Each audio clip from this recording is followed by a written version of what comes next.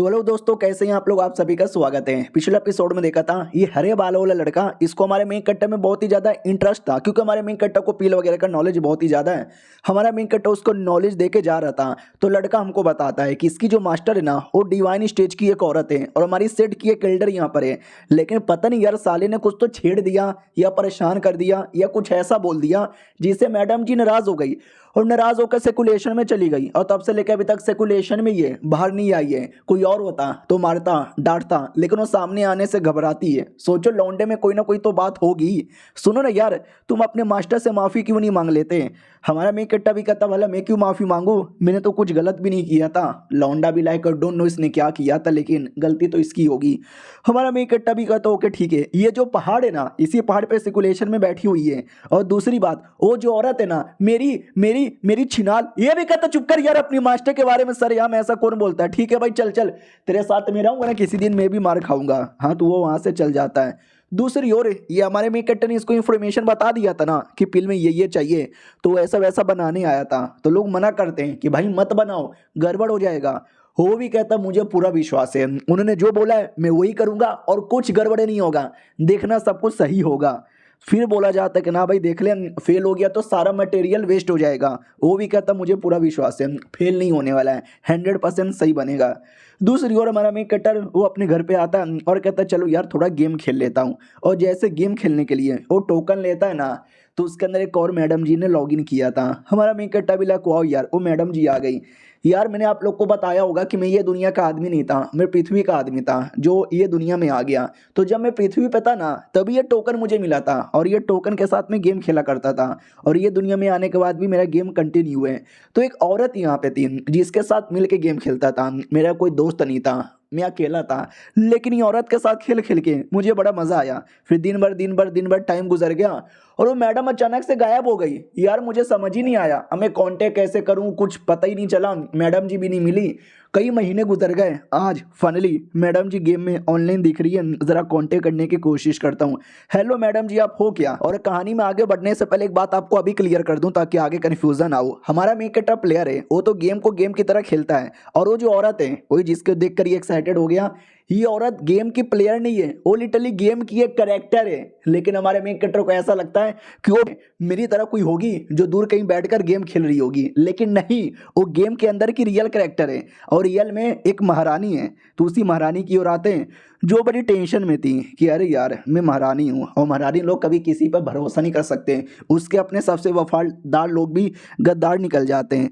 और आज से 10 साल पहले मेरे पापा मर गए। जैसे मेरे पापा मर गए तो उनका जो इनहेरिटेंस है वो मुझे यहाँ पे मिल गया। और तब से यार कभी दुश्मन का अटैक हो जाता, कभी डेमन का अटैक हो जाता, कभी कोई अपना गद्दार कर देता। तब से लेकर अभी तक है ना, इतना प्रॉब्लम आया, इतना प्रॉब्लम आया कि मैं क्या बताऊँ। मेरी एक हाई लेवल की आंटी है, वो मेरे को हेल्प कर रही है। अगर वो ना होती कब की मेरी बैंड यहाँ पे बज जाती है। बड़ा मुसीबत वाला दिन है यार, बड़ा मुसीबत का दिन है। पहले थोड़ा सा नहा लेती हूँ, बाद में सोचूंगी।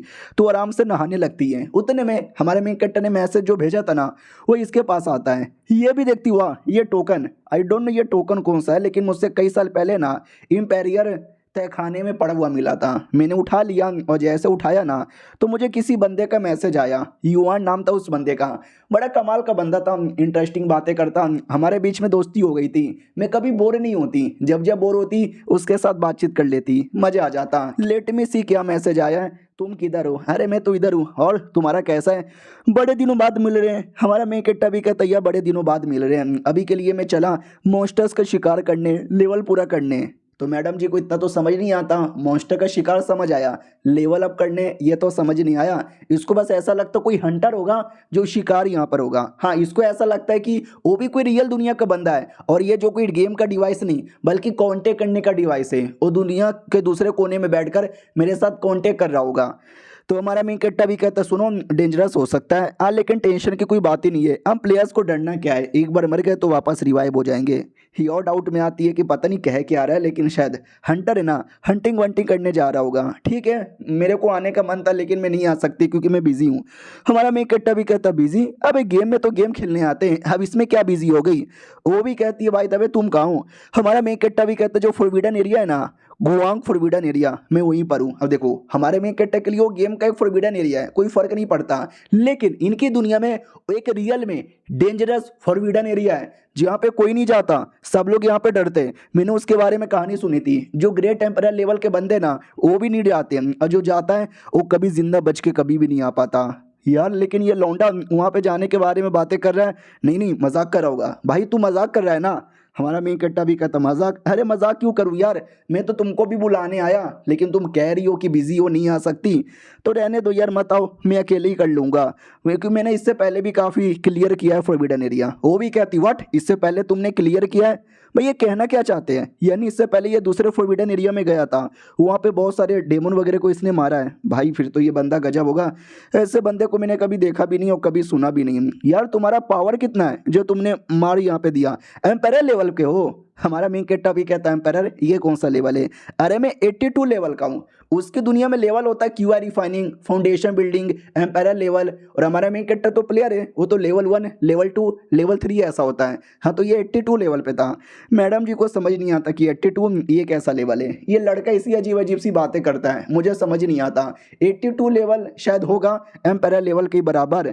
हमारा मेन कैरेक्टर भी कहता है क्या हुआ, क्या सोच रही हो यार? वो जो फॉरबिडन एरिया में जब गया था ना पिछले बार, वहाँ का सबसे कमाल का वेपन एक ब्रश है। इतना अश्लील ब्रश है ना, हमेशा पिछवाड़े में आके अटैक कर देता था। 2 बार उसने घुसेड़ दिया था, लेकिन तीसरे बार मैंने उसको फाड़ के रख दिया।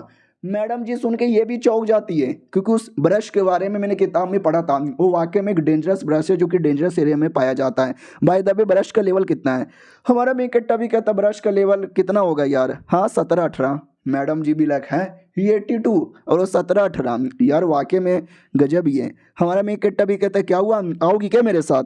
वो भी कहती नहीं यार, वहाँ पर एक लेयर लगा हुआ है, प्रोटेक्शन है, उसके बिना तोड़ के तुम अंदर जा नहीं सकते हैं, और उसको तोड़ना नामुमकिन है। हमारे बंदे लोगों ने कई साल पहले ट्राई मारा था, नहीं टूटा। हमारा मेन कैरेक्टर भी कहता है एक सीक्रेट है, और सीक्रेट के नाम है सीढ़ी। अपने साथ है ना सीढ़ी लेके जाना, तो ऑटोमेटिक घुस जाओगी। सीढ़ी यानी लेडर, सांप सीढ़ी वाला सीढ़ी। तो मैडम जी भी लाइक व्हाट, सच्ची में अगर तुम्हारे पास सीढ़ी रहा तुम ऑटोमेटिक अंदर घुस जाओगे क्या? लेकिन ना वो खतरनाक एरिया है, जब तक मैं या मेरा कोई एम्पायर लेवल का बंदा नहीं आ जाता मैं नहीं जा सकती अकेले। लेकिन यह लौंडा कैसे गया यार मुझे इस लौंडे पे एकदम विश्वास ही नहीं हो रहा।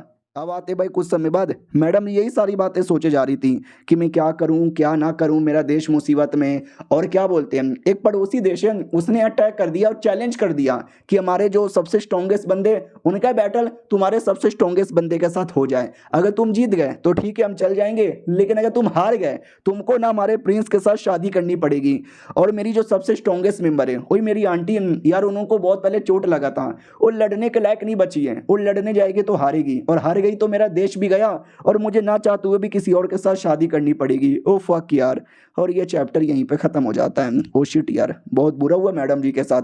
देखते हैं बच पाती है कि नहीं। हम मिलते हैं अगले वीडियो में, जब तक के लिए बाय बाय।